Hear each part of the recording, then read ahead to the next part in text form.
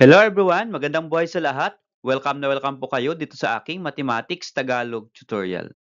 Sa video na ito ay papaliwanag ko po sa inyo about trigonometric ratio that can be used in finding the angle theta of a right triangle. So magbibigay po ako ng different examples, different right triangles, and step by step papaliwanag ko po kung paano po i-calculate yung angle using trigonometric ratio. Okay, so let's start for number one example. Okay, so ito po yung ating right triangle. Okay, at angle theta po yung ating hahanapin. Ang given po natin ay the two legs of a right triangle. Okay, so one leg measure 8 and the other leg measure 6. And then we're going to determine the angle theta. So paano po? So we can solve this angle theta by using trigonometric ratio. So by using trigonometric ratio to find the angle theta, always base po tayo sa key term para ma-identify po natin yung formula na gagamitin natin to solve for theta. Okay, so i-relate po natin itong theta sa dalawang given na measure ng sides. Okay? So this is our base angle. So ano po yung 8? Ano po yung relationship ng angle dun sa 8? So sila po ay opposite. Okay? So lagyan po natin O for 8, opposite. How about this side? This side measure 6. What is the relationship to the theta? So ito pong side na ito ay part ng angle. So ito po ay adjacent. So itong 6 na ito, iyan po ay adjacent. So we write A for 6. Okay. So we have now uh, opposite for 8 and adjacent for 6. So meron po tayong OA. So anong gagamitin po natin dito sa ating SOHCAHTOA? Alin po dito ang may OA? Ang may OA po ay ito pong TOA. So ibig sabihin, tangent po yung ating gagamitin. So tangent theta, ano po yung formula ng tangent theta? Ito po, kaya nga po TOA, opposite over adjacent. Okay? So O over A. So we are going to substitute the given to solve for theta. So tangent theta is equal to, what is the opposite? 8. And what is the adjacent? 6. So 8 over 6. So this become 8 divided by 6. Now, we have now this equation. Tangent theta is equal to 8 over 6. So para po makalculate yung tangent theta o yung angle, ay i-divide po muna natin to, gawin po nating decimal. So what is 8 divided by 6? Yan po ay 1.33333. So ito po ay non-terminating decimal. Okay? So mula po dito, ipipress po natin sa inyong calculator. Okay? So paano po i-press? Ganito lang po yung pagpipress sa inyong calculator. Okay? First po, ipindot nyo yung shift. Kapag wala pong shift sa calculator ninyo, baka yan po ay second function. Okay? So dalawa po kasi yung term na ginagamit, depende po sa brand ng calculator. So pwede po yung shift, pwede po yung second function. Then after pressing this, i-press po ninyo kasi ito po ay tangent, kaya tangent.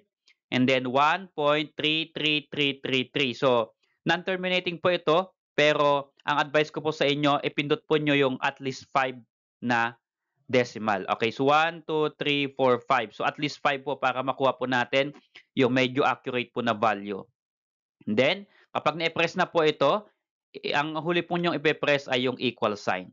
Okay? So pag ipinress niyo po yung equal sign, ito po yung lalabas. Ito po yung lumabas sa akin. Ito po ay 53.1300336. Meron pa pong kadugtong, di ko na po inilagay. Okay, kung napansin po ninyo, tinanggal ko na po yung tangent dito sa ating computation kasi na-press na po natin sa tangent. Yung lalabas po dito, ito na po yung angle. Kaya tinanggal ko na po yung tangent. So, ang measurement ng angle ay ito po. So, kapag ako po ay nagpapasagot, ang kinukuha ko lang po ay yung 2 decimal place. Okay, so 1, 3. Ang kasunod na po ay 0, 0. So, kukunin ko lang po yung 53.13. Okay, so our angle theta here, its value is 53.13 and nilagyan po natin ng degree kasi ito po ay angle. Okay? Okay, so how about this number 2 right triangle?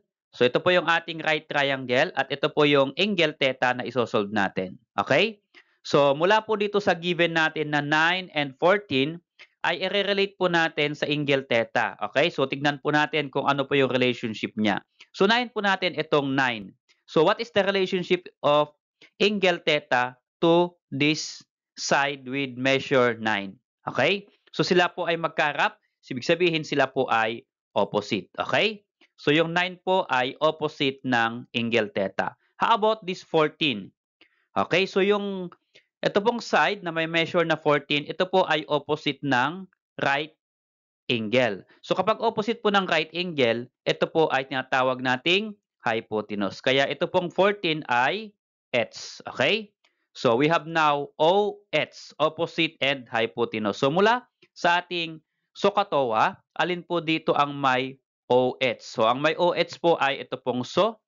S stands for sine. So sine po yung gagamitin natin na formula. So sine theta is equal to OH, kaya opposite over hypotenuse. Okay?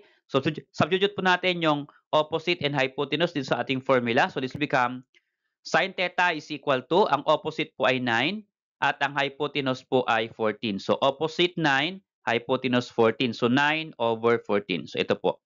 Okay, so again, to solve for sine theta ay ide-decimal po natin yung 9 over 14. So this become, press lang po ninyo sa calculator.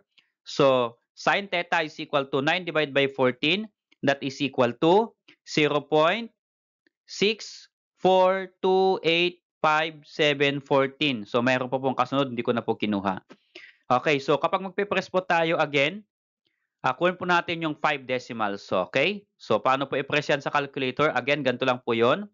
So, press shift or second function. And then, this is sine, kaya sine. And then, press 0.642857. Okay? So, hindi ko na po kinuha lahat. So, okay lang.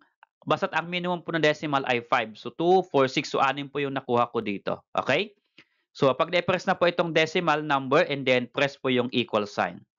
So, ang lalabas po sa akin, ito po ay 40.0051,902. So, may kadugtong pa po ito. Di ko na po inilagay. Okay? So, again, tinanggal ko na po yung sign kasi na-press na po natin yung sign. Okay? So, ibig sabihin, ito na po yung value. So, ito pong theta na ito na po yung angle. Ito na po yung value ng angle na hinahanap natin sa right triangle. So, ang kukunin ko lang po dito ay yung 2 decimal place. So, 40.005. So, ang kukunin ko po ay 00. Since 5 po ang kasunod, mag-a-add po ako ng 1 sa ikalawang 0. So, ito po ay angle theta is equal to 40.01. So, mag-a-add po ng 1 dito, kaya 01 po dyan. Okay? Okay, so how about this number 3, right triangle? So, this is our right triangle. And ito po yung angle theta na hahanapin natin ng value. So, ang given po ay this side with measure 5 at ito pong side, ang measure po niya ay 12. So, using this given, 2 given, 12 and 5 ay makakalculate po natin ang measure ng angle theta na ito. Okay? So, tingnan po natin kung anong relationship ng angle theta dito po sa dalawang given. So, unahin po natin itong 12. So, yung 12 po ay opposite ng right angle. Okay? So kapag ito po yung opposite niya, ito yung longest side. At ang longest side, always, isa lang po ang tawag natin dyan, iyan po yung hypotenuse. Okay? Again, ang hypotenuse po ay opposite ng right angle. Okay? So yung 12 po ay h. How about this 5? So ano po yung relationship ng 5 sa angle theta? So yung side po ng 5 at yung angle theta ay may connection. So magkatabi po sila. Or part ng angle theta ay 5. So, ibig sabihin, ito pong 5 ay adjacent. Okay? So, ito po yung ating A. So, meron na po tayong AH. Mula po sa ating SOHCAHTOA, ang may AH po ay K. So, ano po yung K? C stands for cosine. So, ang gagamitin po natin ay cosine. So, cosine theta is equal to AH. So, adjacent over hypotenuse. So, to solve for cosine theta, substitute po natin, ano po yung ating adjacent? Adjacent po ay 5. Ano po yung hypotenuse? 12. So, ito po ay 5 over 12. Okay? So, lagay po natin 5 divided by 12. And then, again, i-decimal po natin. So, cosine theta is equal to, in decimal, 5 divided by 12. Okay? Lalabas po sa akin ay 0.41666666 and non-terminating. Okay? So, ipipress po natin yan sa calculator. Ito po ay cosine, kaya shift and then cosine 0.416666. So, at least 5 decimal po ang minimum. Ano po? Para makuha natin yung accurate value. So, 416666 ang aking pong ipinrest dito. And then, last po ay i-press nyo yung equal sign. So, kapag na-press po yung equal sign, ito po yung ilalabas ng ating calculator. 65.3756858. Okay, at meron pa po itong kadugtong, hindi ko na po nilagay. So again, kukunin po natin dito yung 2 decimal place. Okay? So kapag 2 decimal place, ito po ay 65.37 po dito. Okay, pero ang kasunod po ng 7 ay 5. So kapag 5 to 9 po yung kasunod na digit dito, mag-a-add po tayo ng 1. Okay, round up ang tawag. So itong 7 magiging 8 po. So magiging theta is equal to 65.38 or 38. And then ito po ay angle, kaya lalagyan po natin ng degree. Okay, for number 4, right triangle. So this is our right triangle. Ito po yung angle theta na hahanapan natin ng value. So meron po tayong one measurement here. One side that is equal to 10, then another side that is equal to 7. Okay? So ito pong number 4 example ay iwan ko po sa inyo. So try to calculate using the 6 trigonometric ratio at baka naman pwede mong i-share ang inyong sagot by writing it in our comment section. So paki-comment naman po yung inyong sagot, okay? Para ma-share po natin sa iba. At check ko po kung tama ang inyong sagot. Salamat sa pagkibigan. Kung natuto ka at nagustuhan mo yung video na ito, ay baka pwede mo naman i-like and then subscribe kung bago ka pa lang dito sa aking channel.